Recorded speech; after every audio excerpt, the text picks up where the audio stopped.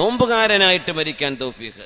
ഇബ്രാഹിം ഇബ്നു ഹാനി തങ്ങൾ അങ്ങനെ രോഗശയ്യയിൽ മരണത്തോട് മുഖാമുഖം കാണുന്ന നേരത്ത് മഹാനവറുകളുടെ മുമ്പിലേക്ക് മോൻ തൊണ്ട വരണ്ടത് കണ്ടപ്പോ ഉപ്പയോട് നോമ്പ് മുറിക്കാൻ വേണ്ടി പറഞ്ഞു. ഇല്ല മോനെ, നോമ്പ് മുറിക്കുന്നില്ല, പാപ്പാക്ക് നോമ്പ് മുറിക്കാൻ കഴിയില്ല. അഗറുബത്തി ശംസു, സൂര്യൻ അസ്തമിച്ചോ, സൂര്യൻ അസ്തമിച്ചോ എന്ന് ചോദിച്ചപ്പോ ഇല്ല ഉപ്പ, സൂര്യൻ അസ്തമിച്ചിട്ടില്ല. പറഞ്ഞു മോനെ, ലിമിഥിലി ഹാദാ ഫൽയഅമലിൽ ആമിലൂൻ, ഈ ദിവസത്തിന് വേണ്ടിയല്ലേ അധ്വാനിക്കുന്നവരൊക്കെ അധ്വാനിക്കേണ്ടത്. പട്ടിണി കടന്ന് നോമ്പ് നോച്ച് അള്ളാഹുവിന്റെ മുമ്പിലേക്ക് പോകാനുള്ള സൗഭാഗ്യത്തിന് എത്ര കാലമായി മോനെ ഞാൻ അള്ളാഹുവിനോട് ദുആ ചെയ്യുന്നു. ആ ഒരു അവസരം അള്ളാഹു നൽകിയിരിക്കുകയാണ്. അതുകൊണ്ട് നോമ്പുകാരനായിട്ട് തന്നെ എനിക്ക് മരിക്കണം. എനിക്ക് നോമ്പ് മുറിക്കുന്ന സമയത്തിന് മുമ്പ് വെള്ളം തരല്ലേ. വായ ചുണ്ടുകൾ അടക്കി പിടിച്ചു വെള്ളം കുടിച്ചില്ല എന്നാണ് ബഹുമാനപ്പെട്ട ഇബ്രാഹിം ഇബ്നു ഹാനി റഹ്മത്തുള്ളാഹി അലൈഹി ലോകത്തോട് വിട പറയുന്നത് മഗ്രിബിന്റെ മുമ്പാണ്. ഇന്നാ ലില്ലാഹി വ ഇന്നാ ഇലൈഹി റാജിഊൻ. അവസാനം ഓതിയ ആയത്ത് ഇതായിരുന്നു, ലിമിഥ്ലി ഹാദാ ഫൽയഅമലിൽ ആമിലൂൻ. ഇങ്ങനെ മരിക്കാനാണ് അധ്വാനിക്കുന്നവരൊക്കെ അധ്വാനിക്കേണ്ടത്. നോമ്പ് നോറ്റ് മരിക്കാനുള്ള ഭാഗ്യം അള്ളാഹുവിന് ഇഷ്ടപ്പെട്ട ഒരു മരണമാണ്. ഇബാദത്തിലായി മരിക്കുക അതൊരു സൗഭാഗ്യമാണ്.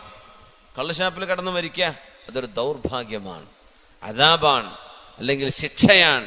ഒരു മനുഷ്യ തിന്മ ചെയ്തുകൊണ്ടിരിക്കും മരിക്കുക എന്ന് പറയും. മുഅ്മിനീങ്ങളൊക്കെ ചോദിക്കേണ്ടത് അങ്ങനെ, പടച്ചോനെ ഏതായാലും മരണം വരും, നമ്മളിപ്പോൾ എങ്ങനെ ഏതെല്ലാം രീതിയിൽ ജീവിച്ചാലും അള്ളാഹുവിൻ്റെയൊക്കെ നമ്മൾ കീഴടങ്ങേണ്ടവരാണ്. മരണം നിർബന്ധമാണ്. അതിനുശേഷം ഒരു വിചാരണയും ഒരു ലോകവുമുണ്ട്. ആ നേരം നല്ല നിലക്കായി മരിക്കാം, ഒരു ഇബാദത്തിലായിട്ട് മരിക്കാം. 80 വയസ്സ് കഴിഞ്ഞപ്പോഴാണ് സൗദി അറേബ്യയിലെ ഒരു സഹോദരി അള്ളാഹുവിലേക്ക് മടങ്ങിയത്. അത്രയും കാലം 80 വയസ്സ് വരെ വഴിവിട്ട് ജീവിച്ചതിന്റെ ശേഷമാണ് അവർക്ക് അള്ളാഹുവിലേക്ക് നടക്കാനുള്ള ആഗ്രഹം തോന്നിയത്. അങ്ങനെ നിസ്കാരമൊക്കെ നന്നായിട്ട് തുടങ്ങി അള്ളാഹുവിലേക്ക് പശ്ചാത്തപിച്ച് മടങ്ങി കഴിവിന്റെ പരമാവധി ഖളാ വീട്ടുകയും ചെയ്തു. ആ സഹോദരി നിസ്കാരം വലിയ ഇഷ്ടമായിരുന്നു. 80 വയസ്സ് കഴിഞ്ഞതിന്റെ ശേഷം ഒരു സുജൂദിലേക്ക് പോയതാ. അങ്ങനെ അങ്ങ് ഉറച്ചുപോയി. സുജൂദിന്റെ പൊസിഷനിൽ പിന്നെ എഴുന്നേൽക്കാൻ പറ്റിയില്ല. മോനെ വിളിച്ചു. മോൻ ഓടി വന്നു. മോനോട് പറഞ്ഞു, മോനെ ഉമ്മാക്ക് എഴുന്നേൽക്കാൻ പറ്റുന്നില്ല, മോനെ ഉമ്മയെ ഒന്ന് ഹോസ്പിറ്റലിലേക്ക് കൊണ്ടുപോ. നല്ല ഉമ്മയെ നോക്കുന്ന നല്ല മോനാ. ഉമ്മയെ എടുത്ത് ഹോസ്പിറ്റലിലേക്ക് കൊണ്ടുപോവുകയാണ്. ഡോക്ടർമാർ പറഞ്ഞു, ഞങ്ങൾ എല്ലാം ചെയ്തു നോക്കി, നിവർത്താൻ പറ്റുന്നില്ല. സുജൂദിന്റെ പൊസിഷനിലായിരിക്കുന്ന ആള് ഊരയും കയ്യും കാലും ഒന്നും നിവർത്താൻ പറ്റുന്നില്ല. അങ്ങനെയാണ്. റിയാദ് ഹോസ്പിറ്റലിൽ നിന്ന് അവരെ ഡിസ്ചാർജ് ചെയ്തു. ഉമ്മ പറഞ്ഞു, മോനെ ഉമ്മയെ വീട്ടിലേക്ക് ആക്കിത്ത. ഉമ്മ അവിടെ കഴിഞ്ഞു. അവസാനം പറഞ്ഞ വാക്കതാണ്, ആകാശഭൂമികളിലുള്ളതിന്റെ അധികാരം ആർക്കാണ് ചോദിക്കൂ നബിയെ. ആരുടേതാണ് ഭൂമി, ആരുടേതാണ്? ഫീസത്തുൽ മിസ്രിയ എന്ന നഫീസ ബിൻതുൽ ഹസൻ റളിയല്ലാഹു അൻഹ നോമ്പുകാരിയായി ലോകത്തോട് യാത്ര പറഞ്ഞത്. അവസാനം പറഞ്ഞത് വിശുദ്ധ ഖുർആനിന്റെ ആയത്ത്, നോമ്പുകാരായും കഴിഞ്ഞു പോയവർ. അബ്ദുല്ലാഹി ഇബ്നു ഉമർ, വിശുദ്ധനായ ഉമർ റളിയല്ലാഹു അൻഹുവിന്റെ പ്രിയപ്പെട്ട മോൻ അബ്ദുല്ലാഹി ഇബ്നു ഉമർ റളിയല്ലാഹു അൻഹു മരിക്കാൻ കിടക്കുമ്പോ പറഞ്ഞു, ഞാൻ ലൗലാ സലാസ്, 3 വിഷയങ്ങളില്ലായിരുന്നുവെങ്കിൽ എനിക്ക് മരിക്കാൻ ആഗ്രഹമില്ലായിരുന്നു. 3 കാര്യങ്ങൾ ഓർക്കുമ്പോൾ എനിക്ക് മരിക്കാൻ തോന്നുന്നില്ല. 3 വിഷയം. ഒന്ന്, നമ്മളൊക്കെയാണെങ്കിൽ എന്താ പറയാ, എന്റെ വീട് പണി തീർന്നോട്ടെ, അല്ലെങ്കിൽ കുട്ടികളെ കെട്ടിക്കണം, അല്ലെങ്കിൽ ബിസിനസ് ഇപ്പൊ തുടങ്ങിയിട്ടല്ലേ ഉള്ളൂ, എന്തെങ്കിലുമൊക്കെ. 3 കാര്യം ഓർത്തിട്ട് മരിക്കാൻ തോന്നണില്ല. ആര് പറഞ്ഞു?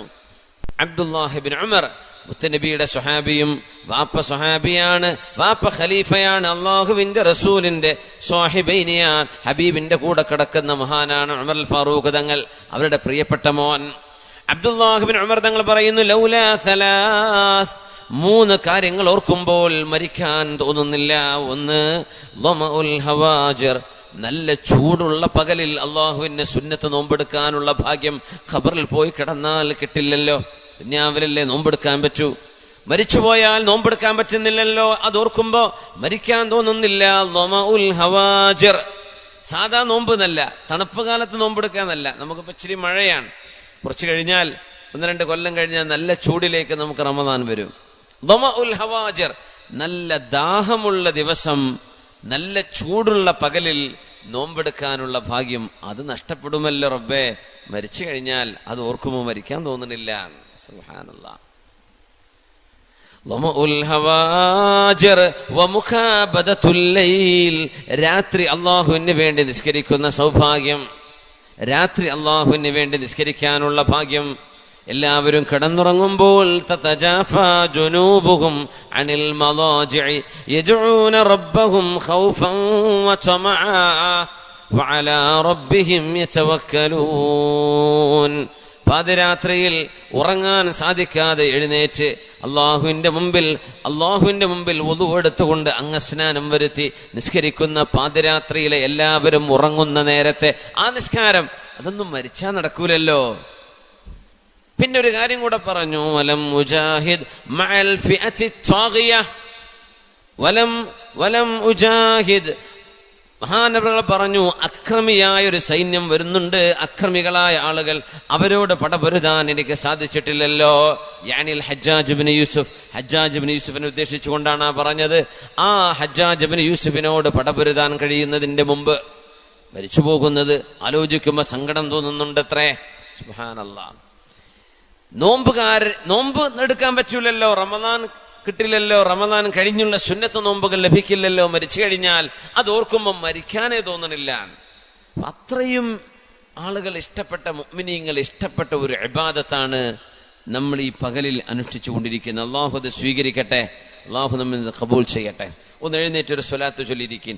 അല്ലാഹുമ്മ സ്വല്ലി അലാ സയ്യിദിനാ മുഹമ്മദിൻ وعلى آل سيدنا محمد وبارك وسلم عليه. കൈയൊക്കെ മുന്തിക്കേണ്ട, ഫ്രഷ് ആവാൻ.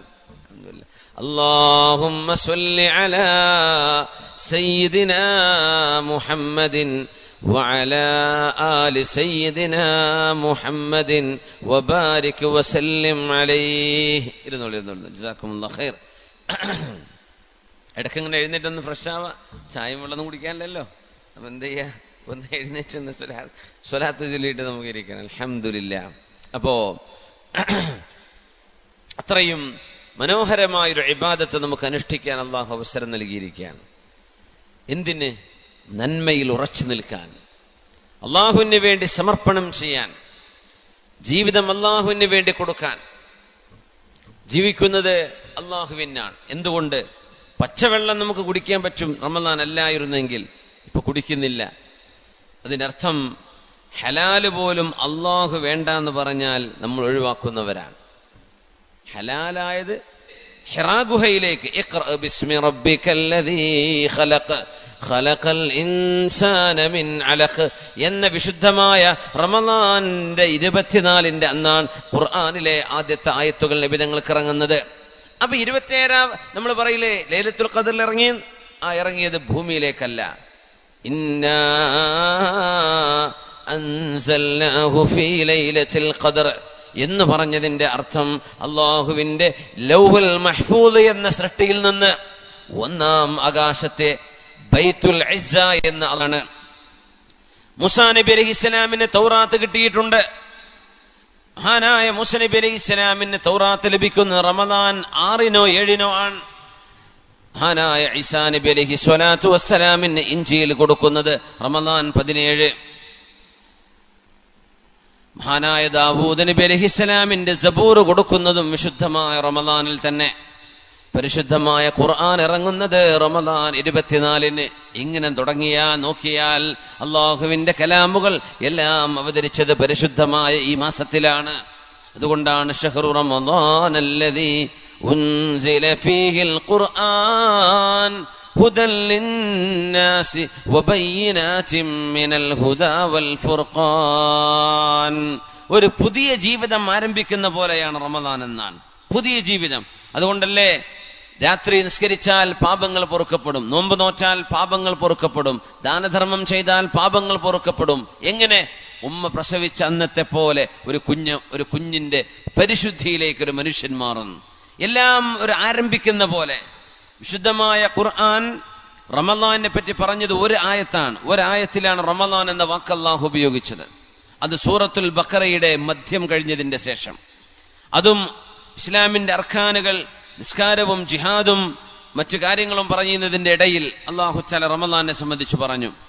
അവിടെ തന്നെ ഖുർആൻ നിങ്ങൾക്ക് നൽകപ്പെട്ടു എന്ന് പറഞ്ഞ് ഹുദൻ ലിന്നാസ്, ഖുർആൻ ജനങ്ങൾക്ക് മാർഗദർശനമാണ്. എവിടെ പറയുന്നത്? ഖുർആനിന്റെ ഏറ്റവും ദീർഘമായ സൂറത്തിന്റെ മധ്യത്തിൽ.